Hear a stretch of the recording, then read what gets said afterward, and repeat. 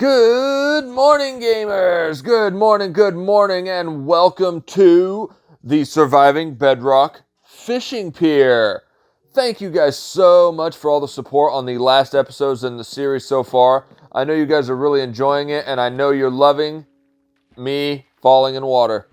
I know you're also loving that Minecraft Dungeons series. I apologize, the videos have been a little, not unplanned, but they didn't get released as I expected them to. One of them accidentally got released 2 days early, but I hope you guys enjoyed it. I have been enjoying my little break. If you watched my Minecraft Dungeons episode the other day, you know that I took a little bit of a day trip to the beach with my family. We had a great time. We are all sunburned beyond belief. Next time, I'll make sure we all put on sunscreen more than just a couple times throughout that day. But I have a story to tell you right now. I have been fishing with this here fishing rod. Now, you notice I have multiple fishing rods in my inventory. That is because I started, and we'll get to the other stuff too, I started with this rod. I spent 27 experience levels getting this rod, combining different rods so I could get all of this. And the best I could get was Luck of the Sea 1, with everything else perfect. I was fishing for about 10 minutes. I fished up this rod, Luck of the Sea 2, with Lure 2, and still had Mending and Unbreaking. I decided to switch to this rod. And after 3 casts, I fish up this rod. This is God's fishing rod right here. This has the best of everything you can get. Luck of the Sea 3, Mending, Unbreaking 3, and Lure 3.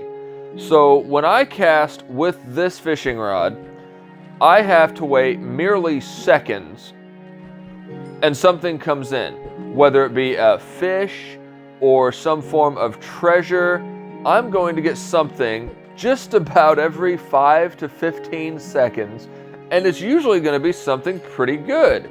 Right now I seem to just be catching a whole bunch of raw cod, which is okay. Oh, this is one of the long times. This is probably the longest it ever takes. Hop around here, pretend I'm not going to scare away the fish. Oh, there's some salmon. We like salmon. What's this going to be now? And we got some more cod. And here it is, final one. And more cod. Okay, I give up on trying to catch anything more on camera. But with this rod, I was able to catch a channeling book, which is an enchantment for a trident. If you use this during a thunderstorm, it will allow you to control where lightning strikes, which is very useful. We will discuss that later. This book, since I don't need Lure 3 on anything, and I already have Unbreaking 3 on my bow, this book is going to go on a helmet, because you notice my helmet is broken. I was messing around with our blaze spawners, combined them as best I could, and it ended up breaking my helmet. So that's going to be good, and we will be able to breathe underwater for a very long time. And then I got this book, a Smite 4. This book is going to go on a sword, not this one. It is going to go on a sword for when I go to the Nether and I want to defeat wither skeletons really easy, and when I fight the wither, because Smite is useful against undead mobs. I also fished up 2 new bows. This one has Unbreaking 3, Mending, and Punch. To me, Mending on a bow is pointless, because I would rather have Infinity and only have to carry a couple arrows versus having to always carry a whole bunch of arrows. Though this will mend itself, Infinity is more useful because it takes up less space. But I did get this too. Infinity on this bow. My plan is to combine this bow and this bow certain way in an anvil, so I keep Infinity, I lose Mending, but I get Unbreaking 3 and Punch 2, which will be very useful. That is all stuff we will figure out later. For now, I'm going to kind of dispose of a bunch of this in this little here chest. I do now have enough puffer fish to last me for the foreseeable lengthy future, so it will actually help me breathe underwater a whole lot. I'll have a whole bunch of water breathing potions. I did get a name tag too, which is really cool. Another one of these little tripwire hooks, but I'm going to clear up some of this stuff and I'll be right back. Okay, and I am back here with no helmet on my head, but still good armor. Our plan for today, now that we have discussed all the little fishing experiences, we are going to discuss faster ways of traveling in Minecraft, because we are here about 500 blocks away from our house one way and about 400 blocks away the other. So all in all, figure between 600 and 700 blocks away from our house, which is not a long distance. It's that way some way, but there are faster ways to travel. It involves using this obsidian. Yes, we are going to discuss faster travel through the Nether. I believe I said it when we traveled in the Nether the first time. For every 1 block you travel in the Nether, 1 block, you travel 8 blocks in the overworld, which is really convenient if you can do the math, which a basic calculator is simple. You take your coordinates here in the overworld and you divide them by 8. So we are going to create a portal right here.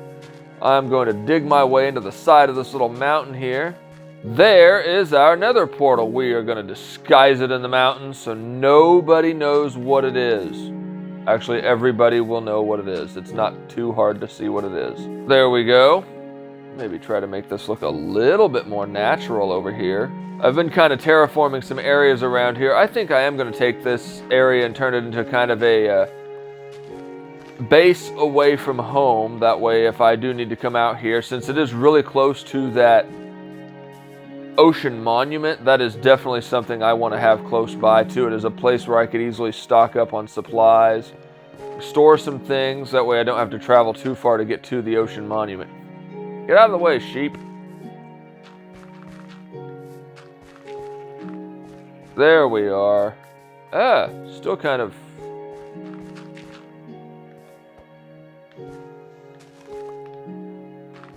There we are. We look better now. I'll go ahead and move this pig. There we are. We have a Nether portal. Now the simple matter is lighting it. And we take our coordinates. It is 1752 minus 433 area. We are in that area. So as long as we get close when we come back in the Nether side of it, we're going to take those coordinates and divide them by 8 in the Nether. So now we are going to go ahead and go through this Nether portal. Now there is a chance that it's going to take us out at the portal, at our main portal that we've already got in there, because we're not that far away from it, which is fine. Which it did. I fully expected that. So I said 1753 and negative 433. So taking a calculator, for those of us that can't do that kind of math in our head, which I'm not that good, 1750 divided by 8, we are looking for 218 on the x-axis and negative 54 on the z-axis.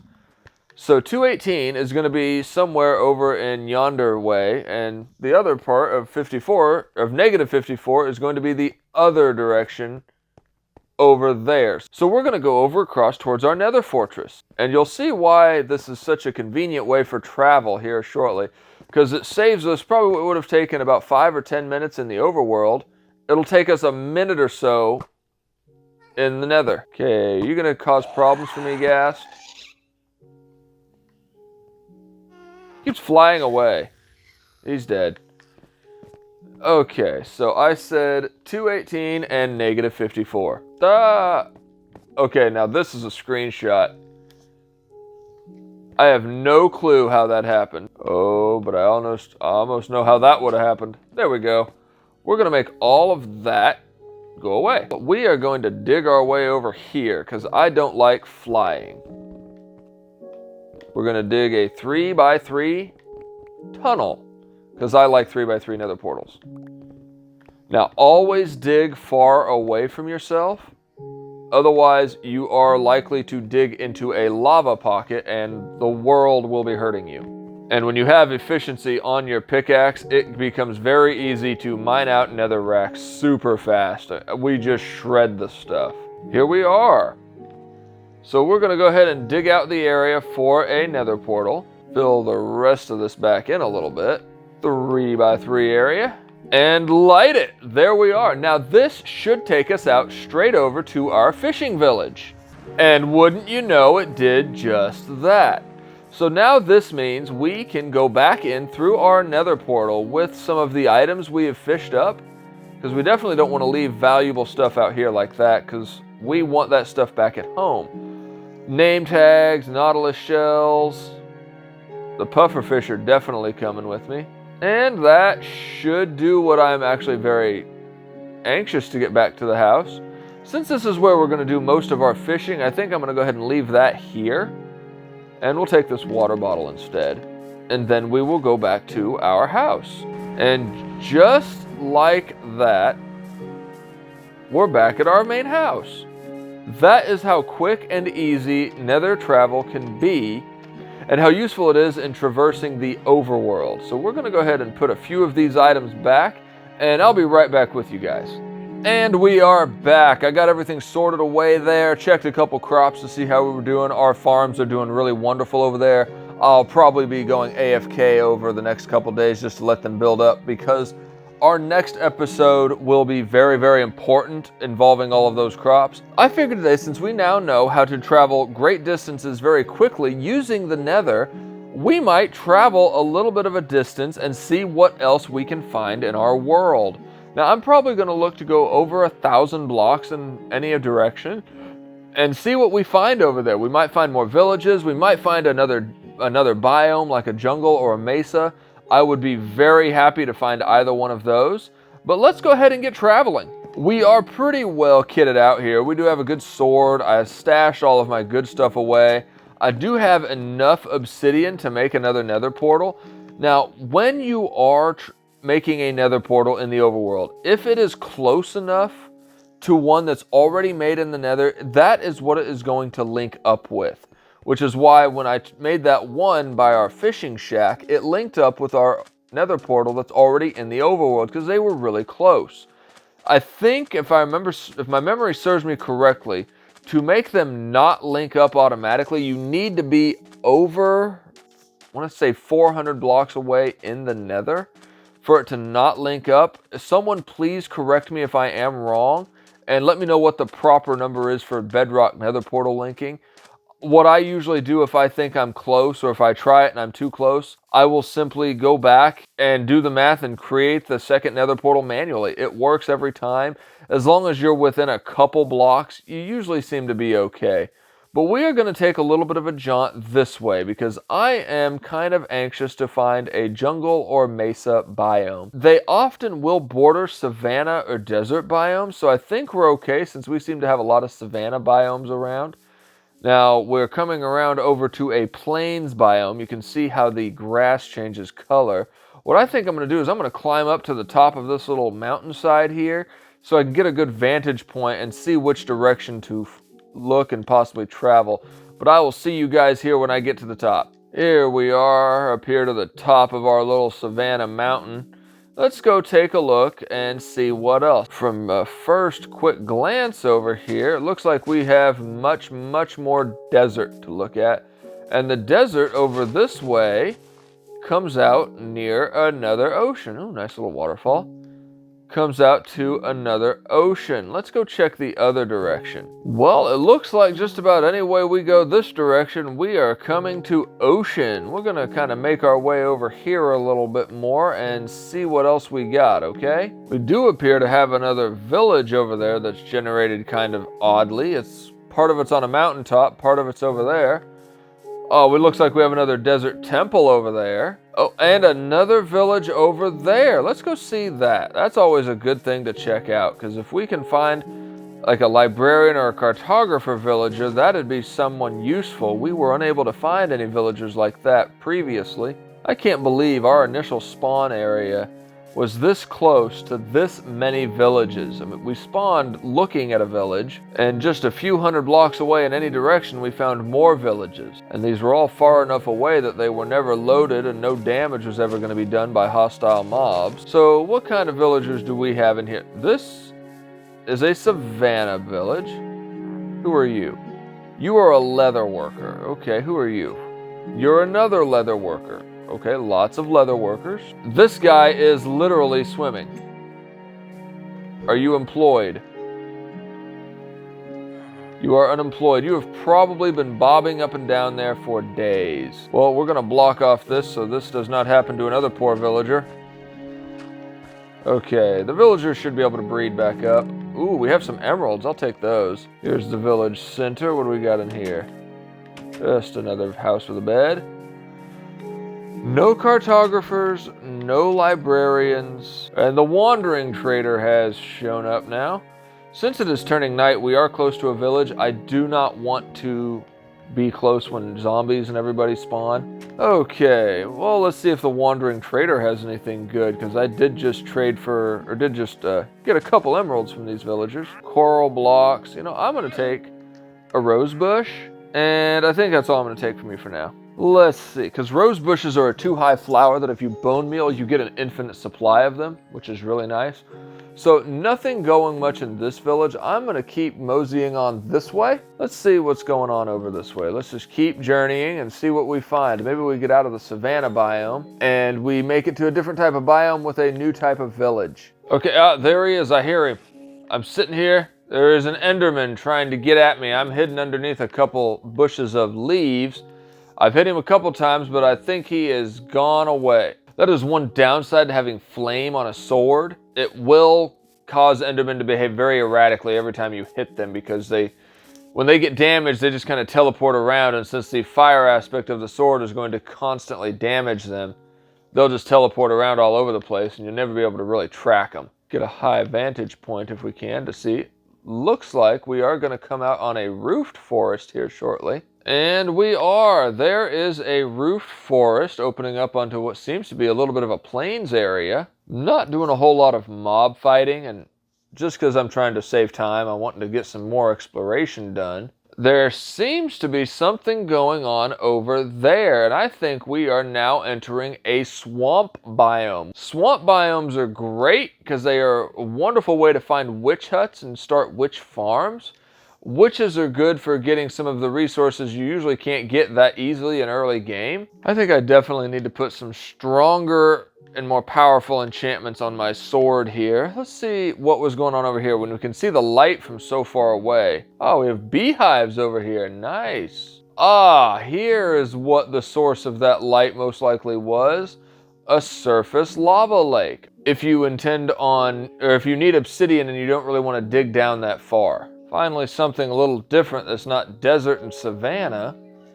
We have a very nice plains biome over here. And then what looks to be a spruce forest over here. So we're going to kind of go in between them and check them out at the same time. And a village is over here. Ooh, sunflowers too. Those I want, because those are a 2-high flower that, again, if you bone meal, they're infinite. And that's a good source of dye. That's definitely a church. We have a cartographer! And he is not trading for treasure maps. Shame on you. Oh, we have another one. He is also not trading for treasure maps. There's our little friend, the nitwit. It's kind of an interesting tower over there. Ooh, you are an armorer. Cool, you can trade armor later. We found our friend! The librarian! There you are, my friend! And you don't trade enchanted books yet. My friend! You have let me down. You are letting me down, my friend. Why are you not trading books? Either way, we, I think, are going to create a nether portal here, and we are going to use this as a stopping point, because I think I have everything I need here. We have our librarian, we have cartographers, and in tomorrow's episode, we go over more of how they can be useful. But what I'm going to do is I'm going to keep exploring this little area, and then we are going to be creating our nether portal and making our way back home. I think I've explored all of this. Let's find a good area to put the nether portal that is a distance away so the villagers won't mess with it. Because villagers have a tendency to wander around and they don't always know what's best for them. Yeah, I think this is far enough away. They won't mess with this. Here we are. Coordinates are -1041 and 47. Let's go ahead and head on in and head back. This should create a new nether portal for us on the nether side of things. And we are going to step out cautiously as we are on a bed of soul sand. which could be a lot worse. So we are only about 300 blocks away in probably this direction. There's our enemy, the gas. Okay, so our way home, really, you spawned halfway in the nether rack, you dang thing. So I'm gonna make my way back home a little bit here. We are gonna have to go that direction. Ooh, that's a big lava fall. Bring it on. Oh, now there's a whole bunch of them. And there's a giant magma cube right there. This is where that Smite 4 book is going to come in very handy. Okay, now I know some way this is gonna take me back to my main nether portal. Here we are. We have made our way back to the nether fortress that we have already explored. Took some doing because this nether seems to have a lot of wide open chasms with a lot of lava. And this should very easily just take us home. Follow the torches on the right to take us the right way home. And try not to die from all the blazes that are right here. And there is our main nether portal. Now what I will do off camera is I am going to create a straight shot to that other nether portal over by that village. That way it will be much easier to traverse. That is the whole point of a nether hub, to make traversing all of that really easy. What a lot of people will do is they will actually make nether hubs up in the ceiling of the nether, like at blocks 110 and above or 113 and above. That way, everything is below them. There's no danger up there. The worst thing is going to be up there is some pigmen. But we ended up with some good stuff here. We got some more magma cream, which I really needed because I was out. There we are. But guys, I think we are going to call it a day. I have run out of time for recording. Thank you so much for watching. I hope you enjoyed it. I appreciate everything. Please do leave a like down below and comment with anything you'd like to see me do next or anything else you would like to see me. Our next episode is going to be finally discussing the aspects of villager trading. Since we have so many villages around, we might want to look into that. So I will make sure I have plenty of goods to trade to them and to get emeralds from them, and we will end next episode with some awesome trades. Please be sure to subscribe if you're not already, and I will see you guys next time. This is St. Isaac signing off. Bye.